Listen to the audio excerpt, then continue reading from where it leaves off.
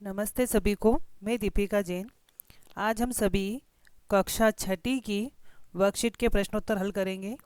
यहाँ पर आपके पहला प्रश्न दिया हुआ है उचित विकल्प। आपकी जो वर्कशीट है उसके अंदर एक चित्र है और आपको ये बताना है कि ये चित्र किसका है। तो एतत् चित्रम अस्ति, ये प्रश्न है आपकी वर्कशीट में कि यह चित्र है, किसका है चित्र। तो ये चित्र खरगोश का है, तो हम उत्तर में लिखेंगे शशकस्य। शशकस्य यानी खरगोश का चित्र है। इसके बाद में आपकी वर्कशीट में पहले प्रश्न का जो ब वाला है उसमें लिखा हुआ है उदाहरण के अनुसार उत्तर लिखना है। उदाहरण दिया हुआ आपके नो।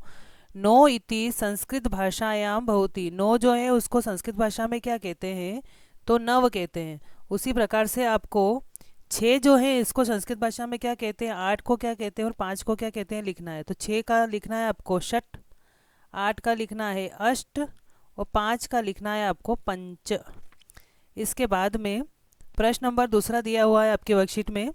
एक गद्यांश दिया हुआ है आपके वर्कशीट के अंदर। प्रथम दिवसे से लगा करके पूज्यंती तक आपके ये गद्यांश दे रखा है, दीपावली वाले पार्ट में से दे रखा है ये।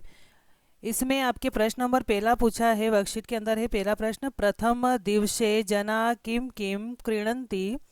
पहले दिन यानी दीपावली जब आती है तो उसके पहले दिन लोग जो हैं किस क्या क्या चीज़ों को खरीदते हैं।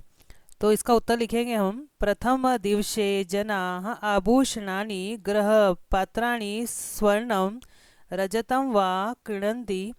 पहले दिन जो है लोग गहने, घर के जो बर्तन हैं, सोना और चांदी को खरीदते हैं।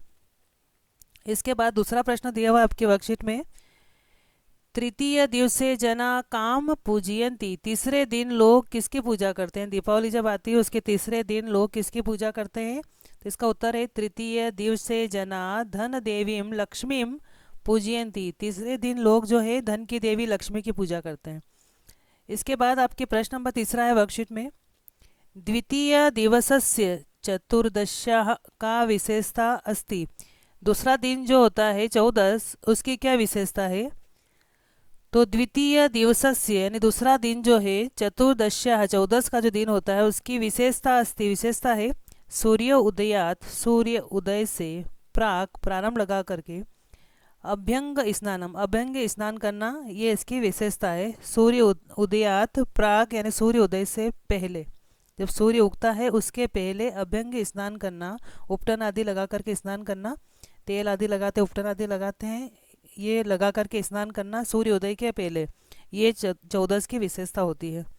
इसके बाद में प्रश्न नंबर तीसरा जो है आपके वर्कशीट के अंदर पद्यांश दे रखा है, दुखा नाम से लगा करके निरंतरम तक आपके पद्यांश है, इसमें से प्रश्नोत्तर आपके लिखने हैं। इस पद्यांश के अंदर पहला प्रश्न है, वयम कस्य विनाशाय चलिष्यामः। हम सबको किसके विनाश के लिए चलना चाहिए। वयम यानी हम सभी, कस्य विनाशाय च चलिष्यामः, हम सब किसके विनाश के लिए चलेंगे। तो इसका उत्तर लिखना है, वयम दुखानाम विनाशाय चलिष्यामः। हम सभी जो है दुखों के विनाश के लिए चलेंगे, यानी दुख को कम करेंगे, दुख का विनाश करेंगे। प्रश्न नंबर दूसरा इसमें दे रखा है, वयम कस्य वर्धनाय च चलिष्यामः। वयम यानी हम सभी जो है, कस्य यानी किसके, किसको, वर्धना यानी बढ़ाने के लिए, चलिष्यामः यानी चलेंगे, हम सभी जो है किसको बढ़ाने के लिए चलेंगे। तो वयम सुखस्य वर्धनाय चलिष्यामः, इसका उत्तर हो जाएगा हम सभी सुख को बढ़ाने के लिए चलेंगे। प्रश्न नंबर तीसरा दे रखा आपके इसमें, केशाम हितार्थाय वयम चलिष्यामः। किसके भले के लिए हम सब चलेंगे। तो यहाँ पर इसका उत्तर लिखेंगे हम, सर्वभूत हितार्थाय वयम चलिष्यामः। सभी लोगों के हित के लिए हम सभी चलेंगे। इसके बाद प्रश्न नंबर चौथा आपके वर्कशीट में लिखा हुआ है, सुखस्य अस्मिन् पदे किम वचनम अस्ति। सुखस्य जो है इस पद में यानी शब्द के अंदर कौन सा वचन है। तो इसका उत्तर लिखेंगे, सुखस्य अस्मिन् पदे एक वचनम अस्ति। सुखस्य जो शब्द है इसके अंदर एक वचन है। इसके बाद प्रश्न नंबर चौथा दे रखा है आपकी वर्कशीट के अंदर कि आपकी किताब का कोई भी एक श्लोक लिखो। तो आप पूरी किताब में से कोई भी एक श्लोक लिख सकते हैं।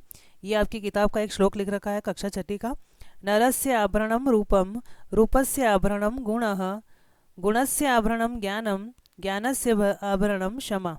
ये श्लोक आप लिख सकते हैं। इसके बाद प्रश्न नंबर पाँचवा जो है, इसके दो भाग हैं। यहाँ पर अ वाला जो प्रश्न है, प्रश्न नंबर 5वें में अ, यहाँ पर आपके निर्देशानुसार उत्तर लिखना है। तो अ भाग में लिखा हुआ है संयत सहंती कार्य साधिका जो पाठ है उसके आधार पर निम्नलिखित शब्दों की तृतीय विभक्ति के रूप लिखने हैं। जो आपका पाठ है सहंती कार्य साधिका, इस पाठ के आधार पर ही आपको यहाँ पर तीसरी विभक्ति के रूप लिखने हैं, एक वचन, द्विवचन, बहुवचन तीनों में। तो आपके उदाहरण दे रखा है वर्कशीट के अंदर पुष्प का। पुष्प की तीसरी विभक्ति का एक वचन होता है पुष्पेण, द्विवचन होता है पुष्पाभ्याम और बहुवचन होता है पुष्पई। तो उसी प्रकार से आपको इसका लिखना है। शरीर का शरीरेण एक वचन, शरीराभ्याम द्विवचन, शरीरई बहुवचन। चक्र का एक वचन चक्रेण, द्विवचन चक्राभ्याम, चक्रई बहुवचन। चित्र का चित्रेण एक वचन है, चित्राभ्याम द्विवचन, चित्रई बहुवचन। घट का एक वचन घटेन, द्विवचन घटाभ्याम, बहुवचन है घटई।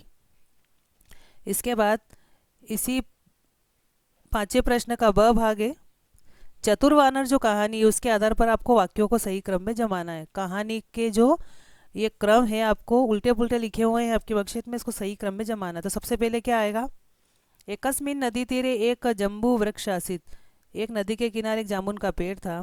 परम सा दृढ़ निश्चय आसित, लेकिन वह बहुत दृढ़ निश्चय थी, यानी मगरमच्छ की जो पत्नी थी वो दृढ़ निश्चय थी। ये दूसरी लाइन आएगी।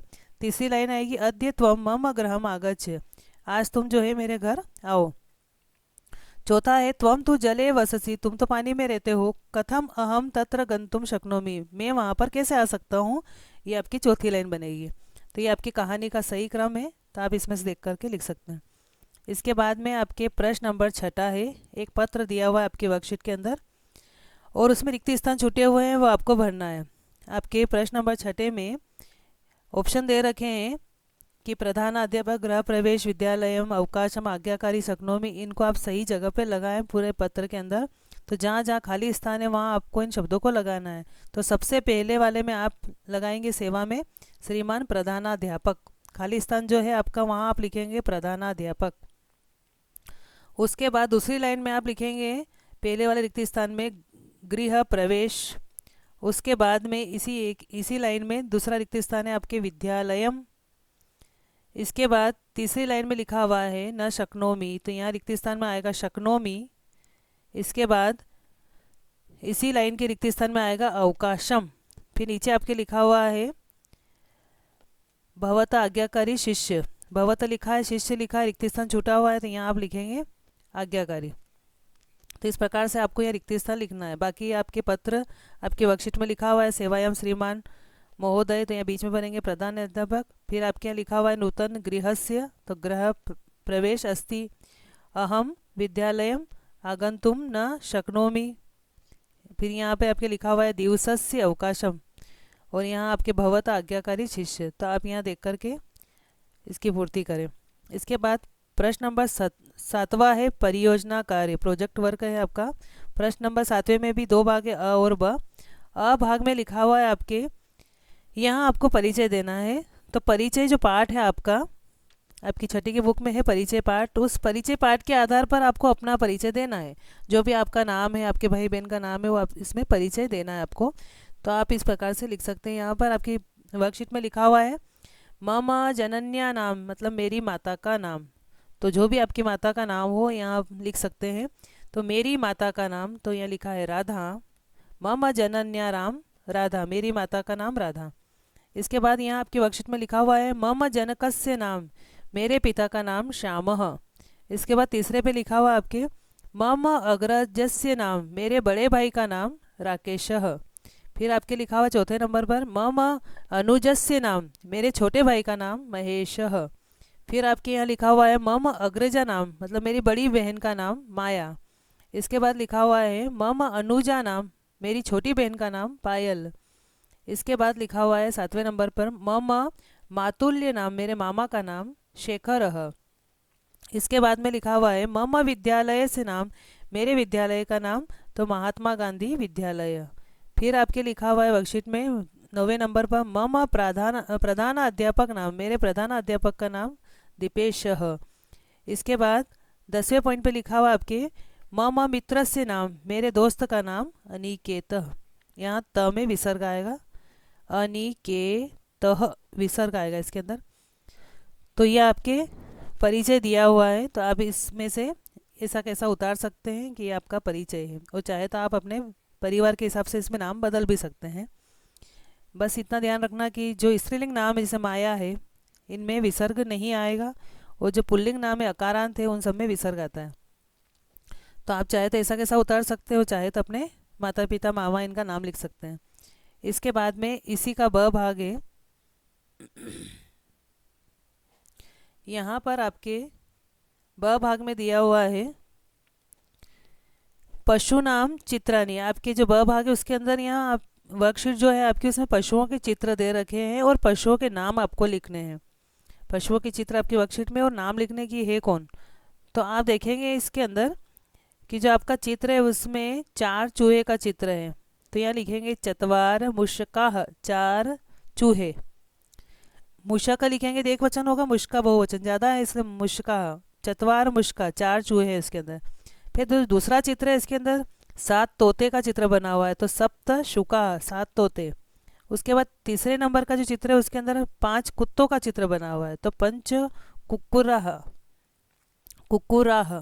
इसके बाद में चौथे नंबर पे जो चित्र बने हुए उसमें 3 हिरण के चित्र बने हुए हैं, तो हम लिखेंगे त्रय मृगाह। उसके बाद में 5वें नंबर पे आपके जो मोर के चित्र बने हुए 2 बने हुए हैं, तो हम लिखेंगे दौ मयूरौ, 2 मोर। मयूरा एक वचन, मयूरौ द्विवचन, और मयूरा लिखे तो बहुवचन। तो यहाँ पे 2 मोर है इसलिए दौ मयूरो, 2 मोर का चित्र बना हुआ है। तो इस प्रकार से आपके वर्कशीट के सारे प्रश्नोत्तर आप वीडियो के माध्यम से हल करें। धन्यवाद।